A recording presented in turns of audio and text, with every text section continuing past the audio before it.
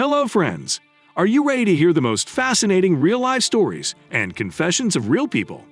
Comment on the most interesting ones, and let's get started! Pass the fare. I hate riding in minibuses, but I don't have my own car, so I have no other choice. But as soon as I enter this transport, everything starts to piss me off. The driver stops at every step. Someone steps on my foot. They ask me to hand over the fare, although the driver is a couple of meters away and the cabin is quite free. Often, even a streetcar overtakes us. So excuse me please, why am I paying double fare? To arrive earlier than the streetcar. I hate conductors who only sit in one place without wanting to lift their soft place. I hate people handing over money, especially if the cabin is empty. I'm generally meticulous in terms of cleanliness and do not like to touch money unnecessarily. And already, when a whole minibus of people is full, then you can't even hold me. Usually, I go to the final stop, cram myself into a corner, and wait for my stop. But as luck would have it, I was late for work today, so I had to get on at the regular stop. Luckily for me, there was one seat available, but on the edge. Another man got in with me. I got up first and went to the driver and paid the fare myself. After that, I returned to my seat, and the man stood, and as if waiting, the salon was empty, and he pokes me money, say pass it. Is it hard to walk a couple of steps and hand over the fare? So I snapped and yelled at him. Half the bus turned around and looked at me. Of course I felt bad, but I went and handed in the fare. He could have given me the money when I went to pay, not when I was already seated. I got off at my stop with relief, but my conscience gnawed at me. Was I wrong? Feminine charms for the sake of school essay.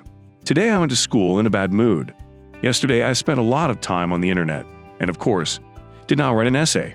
Antonina Petrovna will probably give me a D, I thought. And at home my parents will be nervous. My grandmother will drink drops. They will forbid me to sit at the computer again. One hope was in Kolka. I know, he has long been sighing after me, but I like a completely different guy. I texted him yesterday, but there was no reply. Maybe he didn't refill his account, or maybe he just doesn't want to help me. The first thing I did when I walked into the classroom was look at the seat where he was sitting. Kolya was smiling, which meant he had written me an essay. I quickly went up to him and asked him, "Kolechka, sweetie, tell me that you've written an essay, or else I'll get a D." He made a joke, blushed, and handed me the notebook. I hugged him and kissed his cheek. I took the essay and sat down to rewrite it. By the time Antonina Petrovna came, I had everything ready. She collected the notebooks, and my mood improved. And after lessons, the guy I liked came up to me and offered to walk me home. Although I am often accompanied home by Kolya, this fact did not embarrass me. I was happier than ever. But already leaving the school, I saw Kolya's sad eyes. I felt bad, very ashamed that I took advantage of his love for me and acted like a pig. But I couldn't abandon or refuse the guy I liked. This is such a sad confession I have. I ripped out the page with my bad grades. I recently had a math teacher give me a bad grade in my class journal. And since it was not the first such grade, and very soon there was going to be a parents' meeting, I was very afraid that I would be scolded, left without a computer and something else. Our teacher is a strict teacher, and it didn't work to ask her not to put the grade in the journal. I thought for a long time how to fix the situation, but nothing smarter did not come up, as to take a class magazine for a while and neatly erase my grade. But I was so nervous that I wiped a hole in the sheet, and it was clear that my grade was there and suspicion fell on me. So I freaked out and decided that if I ripped out the whole page, it would be impossible to guess who messed up the page in the journal. Now there is an investigation at school. All my classmates are scared. Teachers and teachers threaten us with all kinds of punishments and demand that the one who did it confesses. And I'm afraid because then everyone will be pointing fingers at me for a long time and I will get a good beating from my parents. A lot more than I would have gotten for a C in that unfortunate magazine. And now I don't know what to do. On the one hand, I'm very anxious and hard to wait every day to be exposed, but I'm even more ashamed and scared to confess. What should I do? And why did I start all this? Access to supervisor's mail. A week ago, I accidentally learned the passwords to my boss's corporate email account. After checking if the password would work, I couldn't stop until I had reread all the mail there. Moreover, the box is constantly replenished with new important emails, from which you can learn a lot of interesting and valuable information. I don't want to use it. It's scary, and somehow it's wrong. While reading exclusive just interesting, and I like the feeling of danger, and the risk of being caught pleasantly tickles the nerves. Recently, from the correspondence of my boss with the head of the central branch, I learned that they need a good specialist. And since I had long wanted to move to Moscow, I read carefully the requirements and wishes of the Moscow boss, and then sent him my resume. I showed initiative, so to speak, and I was accepted. And all to be well, this position was to take my best friend, and he has a family and a small child. He did not even know that his career could go sharply uphill. Problems with money would forever be in the past, and his wife would have the opportunity to find a good job there by specialty. She is an interior designer. And now I feel that I did badly, and the joy from the sudden joyful changes in my life is not at all as bright as I thought it would be. Confessions of a Sweet Seller. For 3 years now, I have been working as a sweet seller in a stall on a busy street in Moscow. At first, the work seemed to me interesting, not heavy and interesting. But gradually, the crowds of customers, each with their own cockroaches in their heads, began to annoy me. Yes, there are good people, but it seems to me that the bad, embittered boors who consider me their servant only because they pay me some money, much more. At first, I tried to see only good things in my work, to focus on the positive and not to remember the rudeness and boorishness of the other clients.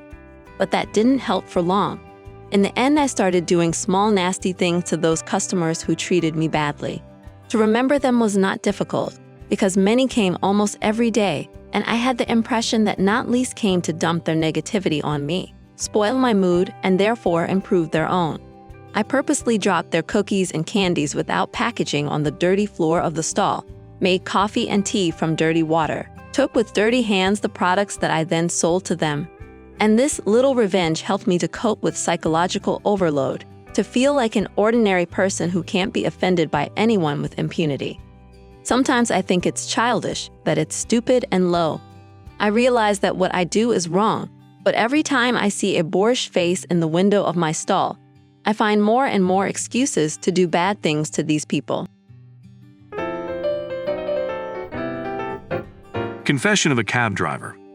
I have been working as a cab driver for 5 years. During the time I've been working, customers have forgotten many different things in my car, some of them quite valuable. But I have never returned anything to people who tried to contact me or my superiors in search of lost items. I did not even return things that were of no value to me personally, documents, children's things, books, umbrellas, etc. I can't even explain why I did that.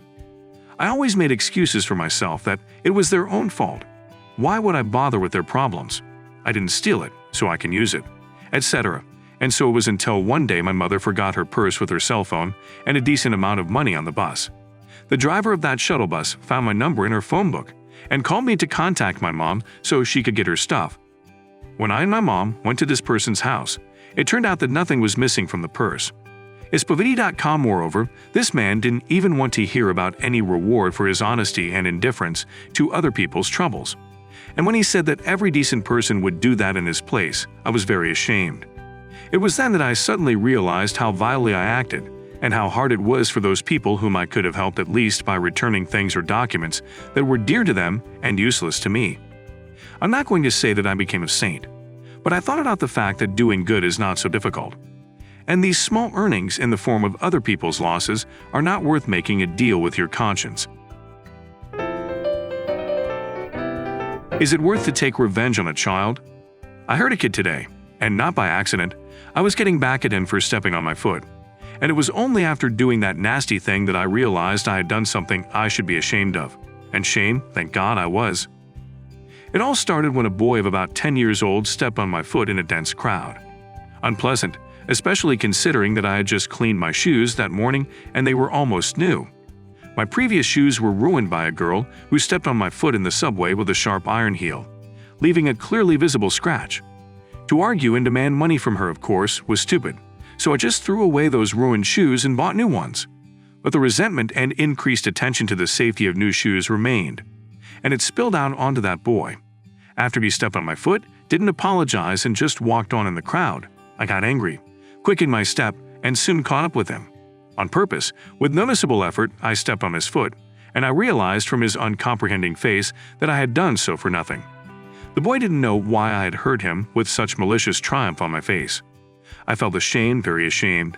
I realized that taking revenge on the kid against me, a healthy grown man, was not only wrong, but stupid. Stealing firewood from my neighbor's summer house. When I came to my dacha one day, I saw that I had nothing to heat the stove with. All the firewood had disappeared somewhere, although I remember that there was still a lot left. It was late fall, it was cold in the house, and I had wet my feet while walking from the train. I was looking forward to warming up and sitting by the fire in the evening, and I was very disappointed that I would not be able to do so.